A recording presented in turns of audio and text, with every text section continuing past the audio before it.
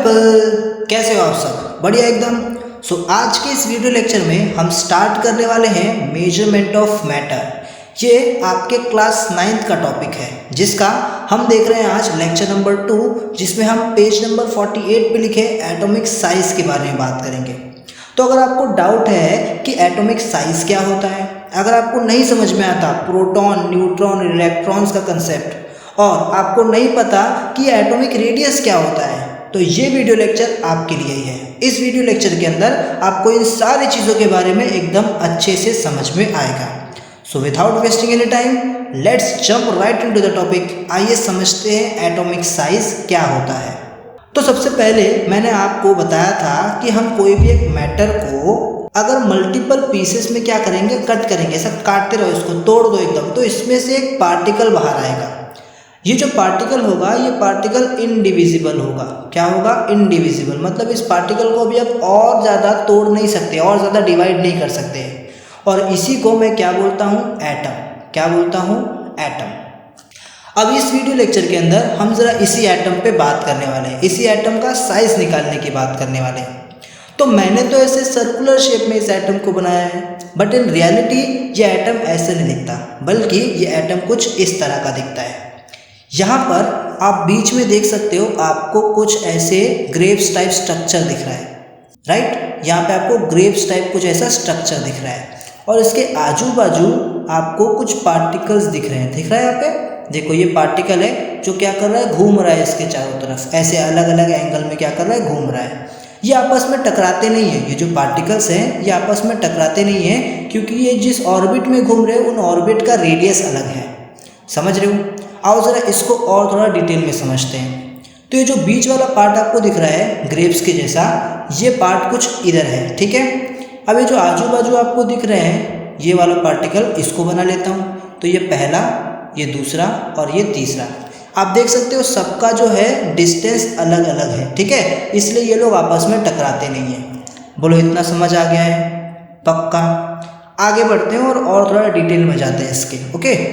अब यहाँ पर ये जो बीच वाला पार्ट आपको दिखाई दे रहा है, इसे हम लोग क्या कहते हैं? इसे हम लोग कहते हैं न्यूक्लियस। क्या कहते हैं? न्यूक्लियस। अब ये न्यूक्लियस के बाहर आप देख रहे हो, यहाँ पे ये इलेक्ट्रॉन्स क्या कर रहे हैं? घूम रहे हैं, ठीक है? ये इलेक्ट्रॉन्स जिस जगह पर घूमते हैं ना, इसको हम लोग बोलते हैं एक्स्ट्रा न्यूक्लियर पार्ट। क्या बोलते हैं? Extra nuclear part. तो ये जो आपको कलर्ड रीजन दिख रहा है ना, येलो कलर का, ये सब के सब क्या है? एक्स्ट्रा न्यूक्लियर पार्ट्स हैं। बोलो, इतना समझ आ गया? पक्का? बीच में क्या होता है एटम के? न्यूक्लियस होता है। न्यूक्लियस के बाहर का जितना भी पार्ट होता है उसको क्या बोलते हैं? एक्स्ट्रा न्यूक्लियर पार्ट बोलते हैं। बोलो, ये समझ आ गया आपको? अच्छा, अभी जो आपको न्यूक्लियस दिख रहा है, इस न्यूक्लियस के अंदर दो टाइप के पार्टिकल्स आपको दिखते हैं। इस न्यूक्लियस के अंदर दो टाइप के पार्टिकल्स होते हैं। पहले वाले को हम लोग बोलते हैं प्रोटॉन, और दूसरे वाले को बोलते हैं न्यूट्रॉन। याद रखना, ये जो प्रोटॉन होते हैं वो पॉजिटिव चार्ज्ड पार्टिकल्स होते हैं, यानी कि प्रोटॉन सारे के सारे पॉजिटिवली चार्ज्ड होते हैं, ठीक है? इनके ऊपर पॉजिटिव चार्ज होता है। वही जो न्यूट्रॉन्स होते हैं वो क्या नेगेटिवली चार्ज होते हैं? बिल्कुल नहीं, न्यूट्रॉन्स के ऊपर कोई भी चार्ज नहीं होता, ठीक है? न्यूट्रॉन्स जो होते हैं वो नो चार्ज पार्टिकल है, इनके ऊपर कोई चार्ज नहीं होता। They are electrically neutral. बोलो, ये समझ आ गया?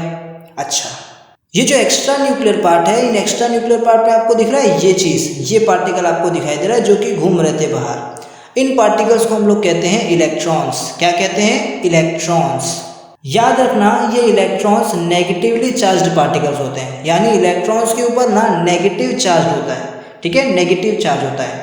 तो ध्यान रखना, प्रोटॉन पे पॉजिटिव चार्ज होता है, न्यूट्रॉन पे कोई चार्ज नहीं होता, इलेक्ट्रॉन पे नेगेटिव चार्ज होता है। प्रोटॉन्स और न्यूट्रॉन्स न्यूक्लियस में पाए जाते हैं, न्यूक्लियस में मिलते हैं, और जो इलेक्ट्रॉन्स है वो एक्स्ट्रा न्यूक्लियर पार्ट में आपको मिलेगा, रिवॉल्व करते हुए न्यूक्लियस के चारों तरफ। समझ आ गया इतना? अच्छा, तो मैं बोल सकता हूँ यहाँ पे कि जो सेंटर ऑफ एटम होता है वहाँ पर न्यूक्लियस होता है, और न्यूक्लियस के बाहर आपको एक्स्ट्रा न्यूक्लियर पार्ट मिलता है।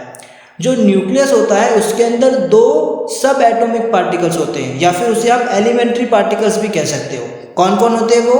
Protons and neutrons. याद रखना, प्रोटॉन पॉजिटिवली चार्ज्ड पार्टिकल होता है, वहीं पे जो न्यूट्रॉन्स होते हैं वो इलेक्ट्रिकली न्यूट्रल होते हैं, यानी नो चार्ज्ड पार्टिकल। जो एक्स्ट्रा न्यूक्लियर पार्ट होता है जिसके अंदर इलेक्ट्रॉन्स आपको घूमते हुए दिखाई देते हैं, वो इलेक्ट्रॉन नेगेटिवली चार्ज्ड पार्टिकल होते हैं। याद रहेगा? अच्छा, अब जो एटॉमिक साइज होता है ना किसी भी एटम का, वो आप पता कर सकते हो जब आपको पता हो कि आउटर मोस्ट ऑर्बिट क्या होता है किसी भी एटम का। जो आउटर मोस्ट ऑर्बिट होता है किसी भी एटम का, वो उसके सबसे बाहर का ऑर्बिट होता है। यहाँ पर आप देख सकते हो, ये जो आपको रेड कलर का ऑर्बिट दिख रहा है वही क्या है, सबसे बाहर का ऑर्बिट है। ठीक है, वही सबसे बाहर का शेल है।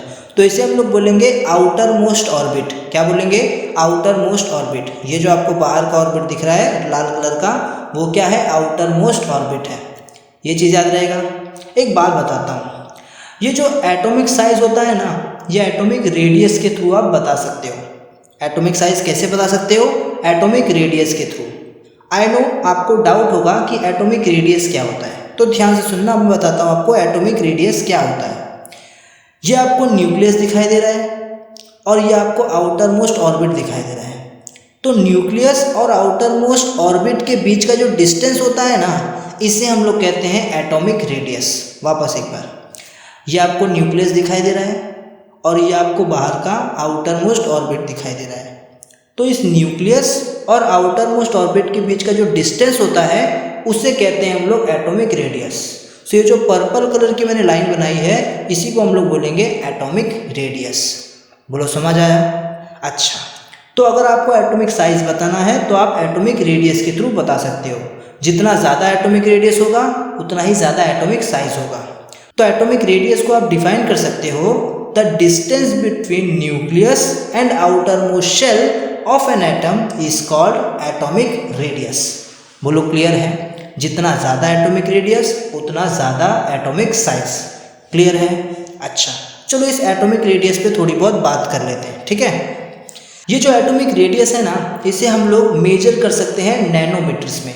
यानी एटॉमिक रेडियस का यूनिट हम मेजर करेंगे नैनोमीटर में। ठीक है, जैसे आपने बड़े बड़े डिस्टेंस को मीटर में, किलोमीटर में मेजर किया होगा, बट एटॉमिक रेडियस एटम का बहुत छोटा होता है, इसीलिए हम उसे नैनोमीटर्स में मेजर करते हैं। ठीक है, अब नैनोमीटर क्या होता है सर? तो ध्यान से सुनो, 1 नैनोमीटर ना 10⁻⁹ मीटर के इक्वल होता है। 10⁻⁹ मीटर मतलब कितना?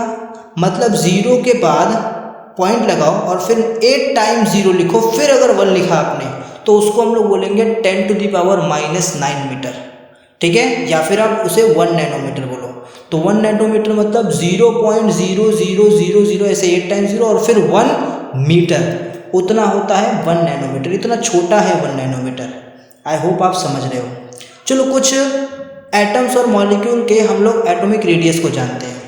तो यहाँ पर आपको हाइड्रोजन एटम का एटॉमिक रेडियस दिखा है, डेट इज 10⁻⁻10। सोच रहे हो कितना छोटा ये है। इस तरह वाटर मॉलिक्यूल का एटॉमिक रेडियस होता है 10⁻⁹ और हीमोग्लोबिन जो मॉलिक्यूल है उसका जो एटॉमिक रेडियस है वो 10⁻⁸ होता है। बोलो, यहाँ तक आपको समझ आ रही है बात? पक्का?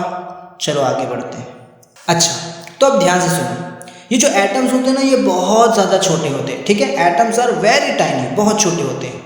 तो इन्हें देखा कैसे जाए? हाँ, सीधी सी बात है, नॉर्मली तो हम एटम्स को देख नहीं सकते। तो इसे देखने के लिए ना हम कुछ इंस्ट्रूमेंट्स का यूज़ कर सकते हैं। जैसे इलेक्ट्रॉन माइक्रोस्कोप का आप यूज़ कर सकते हो, आप फील्ड आयन माइक्रोस्कोप का यूज़ कर सकते हो, आप स्कैनिंग ट्यूनल माइक्रोस्कोप का यूज़ कर सकते हो। समझ रहे हो? तो कुछ माइक्रोस्कोप होते हैं जिनका आप यूज़ करके एटम को देख सकते हो।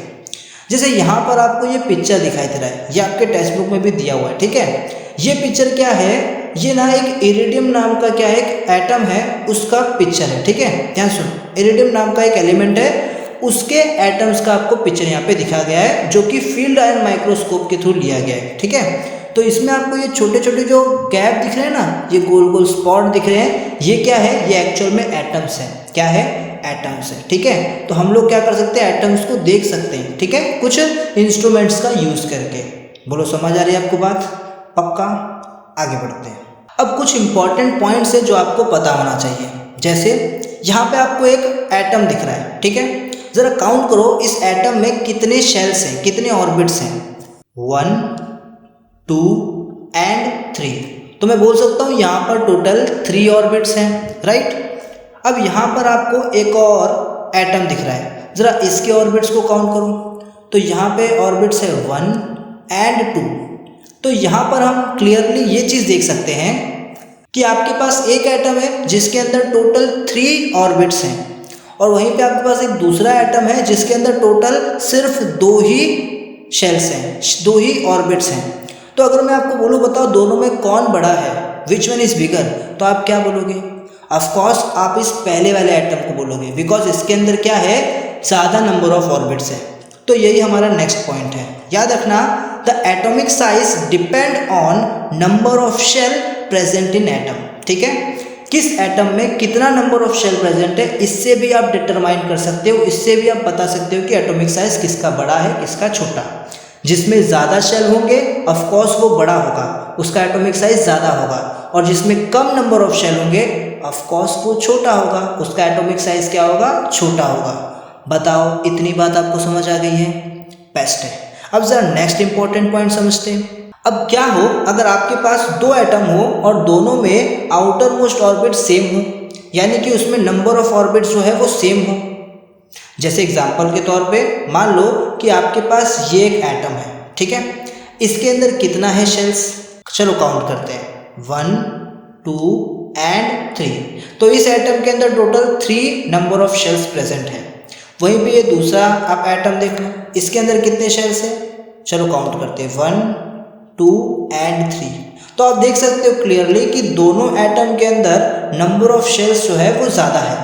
अब मुझे बताओ दोनों में कौन बड़ा होगा कौन छोटा होगा? सर अब तो कन्फ्यूजन क्रिएट हो गया। अभी तो आपने बोला था जिसमें ज़्यादा नंबर ऑफ शेल होंगे वो बड़ा होगा, जिसमें कम नंबर ऑफ शेल होंगे वो छोटा होगा। यहाँ तो इक्वल है, तो क्या दोनों का साइज इक्वल है?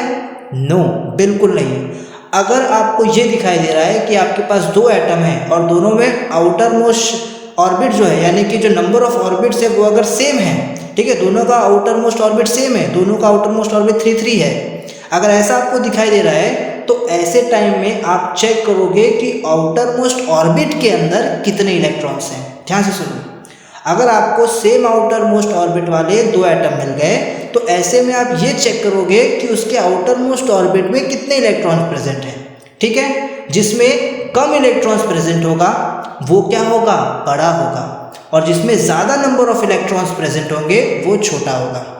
आई नो ये बात समझ में नहीं आई होगी, डाइजेस्ट होने में थोड़ा टाइम लगेगा। ध्यान से सुनो, यहाँ पर मुझे ये बताओ कि ये जो पहला वाला, हाँ ये जो पहला वाला आपको एटम दिख रहा है, इसके आउटर मोस्ट शेल में कितने इलेक्ट्रॉन्स हैं? देखो ये आउटर मोस्ट शेल है, इसके अंदर सिर्फ एक ही इलेक्ट्रॉन्स आपको दिखाई दे रहा है। ठीक है, अच्छा ये दूसरे वाले में देखो, आउटर मोस्ट शेल में, आउटर मोस्ट ऑर्बिट में आपको कितने इलेक्ट्रॉन्स दिख रहे हैं? तो ये 1 2 3 4 5 एंड 6, यहाँ पर 6 इलेक्ट्रॉन्स हैं। तो बताओ दोनों में कौन से एटम में कम इलेक्ट्रॉन्स हैं? सर पहले वाले में। और कौन से एटम में ज़्यादा इलेक्ट्रॉन्स हैं? सर दूसरे वाले में। तो जिसमें ज़्यादा इलेक्ट्रॉन्स होगा ना वो एटम छोटा होगा एज कंपेयर टू वो एटम जिसमें कम इलेक्ट्रॉन्स है। ध्यान से समझो, यहाँ पर वो एटम बड़ा होगा जिसके अंदर कम इलेक्ट्रॉन्स है। ठीक है, तो ये जो दूसरा वाला आपको एटम दिख रहा है ना जिसमें ज़्यादा इलेक्ट्रॉन्स है वो एक्चुअल में छोटा है एज कंपेयर टू पहला वाला। समझ गए? समझ गए? तो मैं बोल सकता हूँ यहाँ पर then the atoms having larger number of electrons is smaller than the atoms having fewer electrons, यानी कि वो एटम जिसमें ज़्यादा इलेक्ट्रॉन्स है वो छोटा होगा एज कंपेयर टू वो एटम जिसके अंदर कम इलेक्ट्रॉन्स है। समझे? ज़्यादा इलेक्ट्रॉन्स वाला जो एटम होगा वो छोटा होगा, समझे, और जिसमें कम होगा वो बड़ा होगा।